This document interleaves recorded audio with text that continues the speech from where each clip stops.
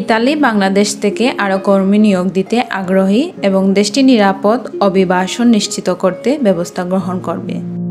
সোমবার ৫ মে ঢাকার রাষ্ট্রীয় অতিথি ভবন যমুনায় প্রধান উপদেষ্টা অধ্যাপক মোহাম্মদ ইউনূসের সঙ্গে সাক্ষাৎকালে এই আগ্রহ প্রকাশ করেন বাংলাদেশ সফররত ইতালির স্বরাষ্ট্রমন্ত্রী মাতেও পিয়ান্তেদুসি।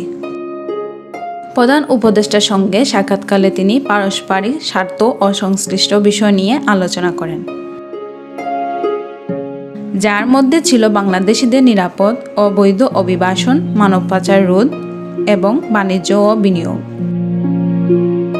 মাতেও প্রধান উপদেষ্টাকে জানান, ইতালির প্রধানমন্ত্রী জর্জিয়া মেলোনি সেপ্টেম্বরের আগেই বাংলাদেশ সফর করতে পারেন, কারণ ঢাকার সঙ্গে দ্বিপক্ষীয় সহযোগিতা নবায়ন এবং পুনরুজ্জীবিত করতে চায় রোম। তিনি বলেন, ইতালিতে একটি বিশাল বাংলাদেশি কমিউনিটি রয়েছে। আমরা এই কমিউনিটি নিয়ে অন্তত সন্তুষ্ট, কারণ তারা তরুণ, পরিশ্রমী এবং ইতালি সমাজে সুন্দরভাবে মিশে গেছে। বাংলাদেশের এমন নাগরিক আমাদের আরও প্রয়োজন। ইতালির মন্ত্রী বলেন, আমি এখানে এসেছি কারণ অনেক বাংলাদেশি বিপজ্জনকভাবে অবৈধ পথে ইতালি যাওয়ার চেষ্টা করেন, যা ঝুঁকিপূর্ণ।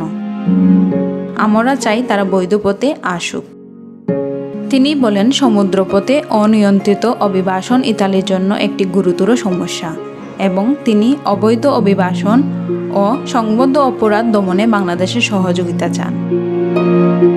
তিনি বলেন, আমরা একটি নতুন সহযোগিতার নীতি প্রস্তাব করতে এসেছি। বাংলাদেশ অবৈধ অভিবাসন, মানব পাচার বন্ধে ইতালির সঙ্গে কাজ করতে আগ্রহী জানিয়ে প্রধান উপদেষ্টা বলেন, ইতালিতে বসবাসরত বাংলাদেশিরা স্বাগতিক দেশটির প্রতি কৃতজ্ঞ এবং ইতালিতে যেভাবে তাদের সম্মান দেওয়া হয় তা তারা অত্যন্ত প্রশংসা করে।